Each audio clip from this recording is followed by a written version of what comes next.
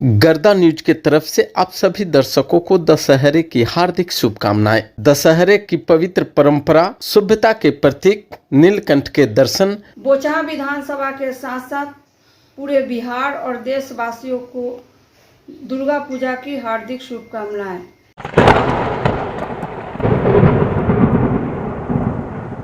कई खबरों को गर्दा न्यूज पर देखा है, एकदम गर्दा कर देते हैं न्यूज का। गर्दा न्यूज की तरफ से आप सभी दर्शकों को दशहरे की हार्दिक शुभकामनाएं। दशहरे की पवित्र परंपरा, शुभता के प्रतीक नीलकंठ के दर्शन।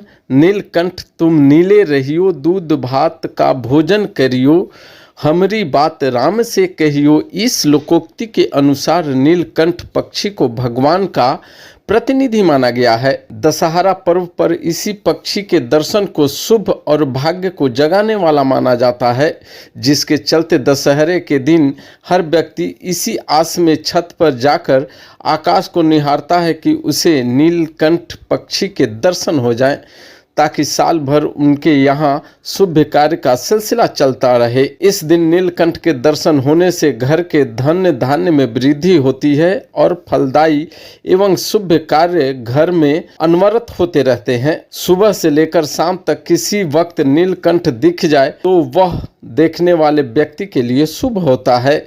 कहते हैं श्री राम ने इसी पक्षी के दर्शन के बाद ही रावण पर विजय प्राप्त की थी। विजयादशमी का पर्व जीत का पर्व है। दशहरे पर नीलकंठ के दर्शन की परंपरा वर्षों से जुड़ी है।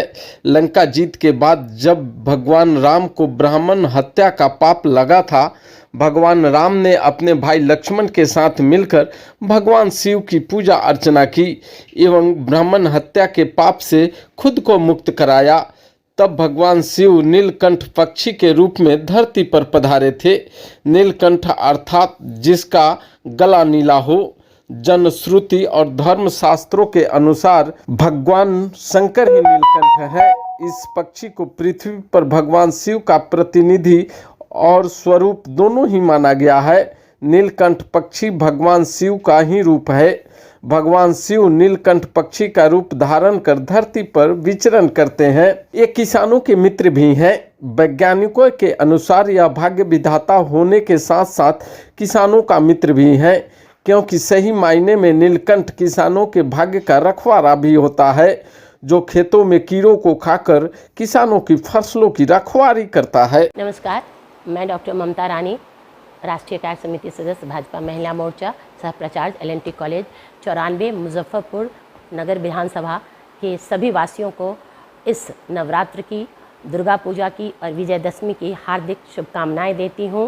आपका आने वाला समय खुशियों से भरा हो, आप सुखी रहें, आप स्वस्थ रहें, आपके जीवन में प्रगति हो और आप राष्ट्र की प्रगति के, अपने राज्य की प्रगति के वाहक बने।